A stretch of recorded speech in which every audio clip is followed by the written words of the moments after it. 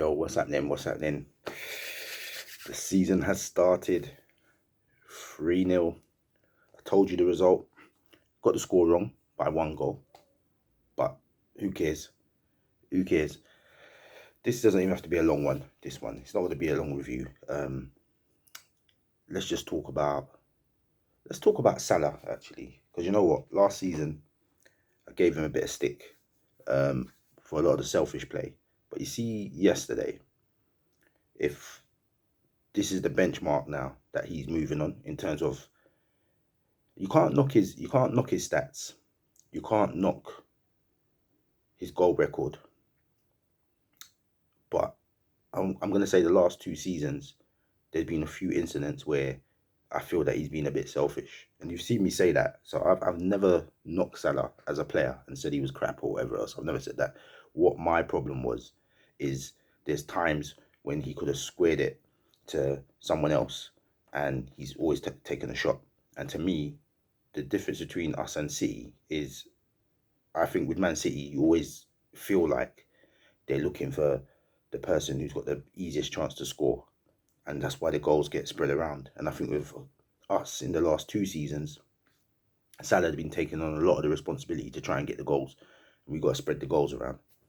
And that was my only sort of critique. But this guy, yesterday, he was sharp.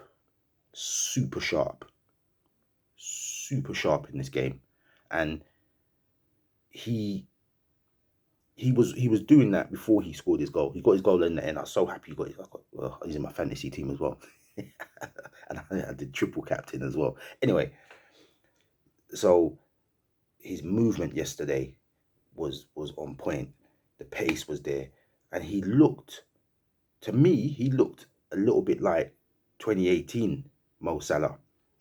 What I mean by that is, I felt when he came back from his injury, he lost a little bit of his body strength. So remember the first season when Salah was there, no one could get the ball off him. His upper body strength was on point and he was scoring some crazy goals in the first season. And I felt like after the Ramos injury, I feel like he lost a little bit of that. And I think some of his confidence kind of went as well in terms of like how to push people off and whatever else. Yesterday, he looked like 2018 Salah. And if this is what he's going to be like all season, despite when they go to the African Cup of Nations, I think we can win the title. I said it in my earlier post for season predictions. I still think we can win the title. There's going to be a lot of things that have to happen to make that happen for us. But my thing is, if we do what we did last year and we win all our games up until Christmas and we're there and thereabout, if we're not on top, we're there and thereabout. If somehow we get through the African Cup of Nations period where Minamino's going to have to come in, maybe Elliott's going to have to come in, everyone's saying we've got to sign someone. If we do, it's great, but we've got to kind of be realistic and know what our team's about. We probably won't sign someone because Klopp will probably believe that those players can get us through. So it'll probably be Bobby, Jota, and then Minamino with Elliott on the bench and Origi trying to get us through that period. We've got to keep it real. That's probably what's going to happen. If we somehow can navigate that period and still be there, I think we can. We're known for putting in a 10-game run at the end of the season. Easy. The other teams haven't got that. Chelsea haven't done that in recent years under Tuchel. Man United haven't done that under Solskjaer. I don't know what their away record was like, but I know they haven't put together a run like that. And not a run that was challenging for the title anyway. They weren't up at the business end of the season, challenging with the pressures on, and then did that sequence. We've done that. City are the only ones that can. But I worry about City in terms of their new players gelling at the top end. I just got a feeling it's not going to click how everyone is saying it with Grealish, and then if they get Kane, I've just got a feeling it's not going to happen. I feel Chelsea are the ones we've got to watch out for. Because I think with Lukaku, they're going to be ruthless. But we'll see. But yeah, if we can keep in there, we'll be all right. Anyway, going back to yesterday's game, Jota looked on point. There was a bit where he was running through about 3 or 4 players, and Campbell had to tear him down. Took the ball off Campbell, ran through about 2 or 3 players, got drawn down. For the first goal, when the ball comes up and Mo is supposed to take it, Trent fizzes it into Mo. Mo miscontrols it, and Jota was just there, and that's what we want. We want that hungriness up front. If Salah doesn't do it, Jota does it, or Mane or Firmino, whoever's there. That's what we want.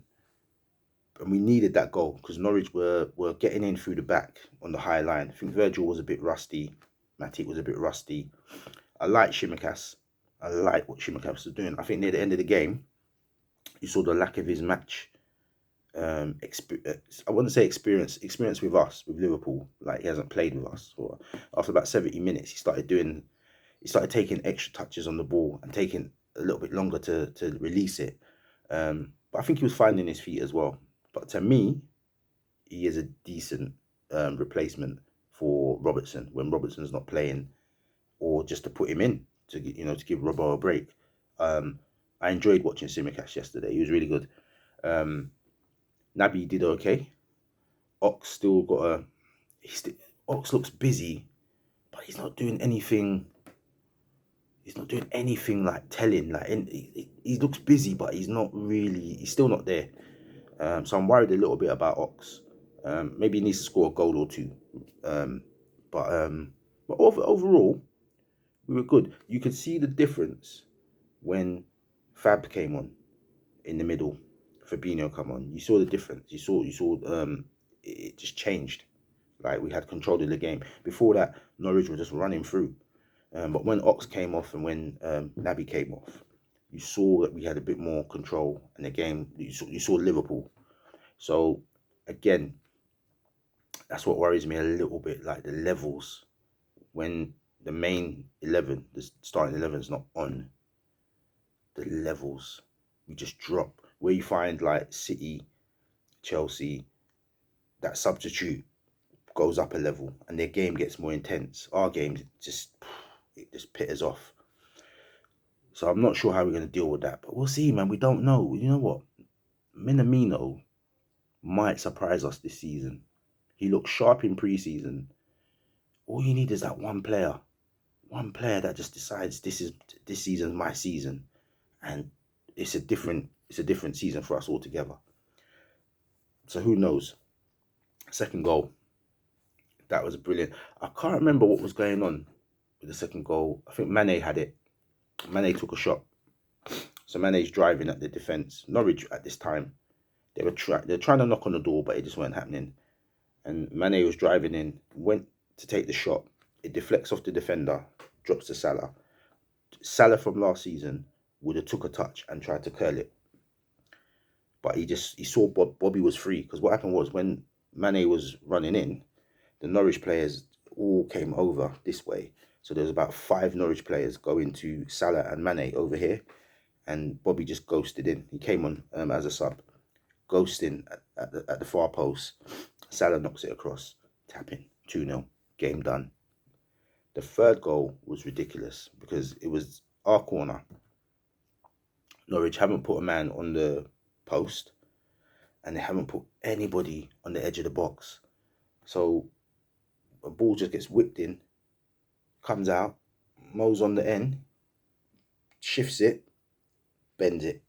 I still think Krul should have saved it, really, but because it's against us, I don't care. 3-0, game over, 3 points. That game there, though, was more... I mean, for me, it was a bonus that everyone looked sharp. It was a bonus that everybody looked sharp. And it looks like everyone's finding their feet. It wasn't 100% rock and roll, but it was like, we're finding our feet. We're okay. The main thing with yesterday's game, after we watched everyone play, we had to take the 3 points. I didn't care yesterday too much about the performance. With Man United winning, with Chelsea winning, we had to win. This season, let me tell you something. You see this season here, I love pretty football, beautiful football. But you see this season, this is all gonna, it's cliche what I'm gonna say, but this season in particular is gonna come down to results in terms of you've gotta win every game, or if somebody slips up, we have to capitalize on whatever they've done. Whatever, if Chelsea lose, we need to draw or win. If Man United lose, we need to draw or win. We can't. We have to take advantage of all of the slip ups, because this season here is going to be a slugfest. You've got Man United, us, City, Chelsea, Tottenham are going to take points off people. May not challenge at all for the title, but Nuno will get them organised. They're going to take points. You've got teams like Brentford who've come up, who could do something. Burnley could do something. Everton are going to try and take points off you. There's a lot of teams that are not necessarily going to win nothing, but on their day they can take points off you. There's certain given matches that you just think, okay, you're playing. Oh, I can't even say that because Brighton gave us problems last season. But I'm saying normally, a Brighton, you know what I mean? You go there and you take some points off them. This season here, the key is going to be the head-to-heads. With the head-to-heads, we don't have to win all of them. We just need to make sure we don't lose. We need to make sure whoever we play on the head-to-head, our results better everyone else's. In the sense, I think like Chelsea and Man City and stuff, they're going to take points off you. They're going to beat each other. They're going to slug it out, and City will lose points there. But I think for us, we know we can turn up in any top six face-off and beat all of them teams. We know we can do that. So, even like Arsenal, we know when Arsenal play any of the top six, they lose, for example. When the top six play us, they know they're going to set up different. Man United, for example, yesterday they were cutting through Leeds like no business. But they already knew that they can play that kind of game against Leeds. Leeds are going to come at them. So their counter-attacking strategy is perfect.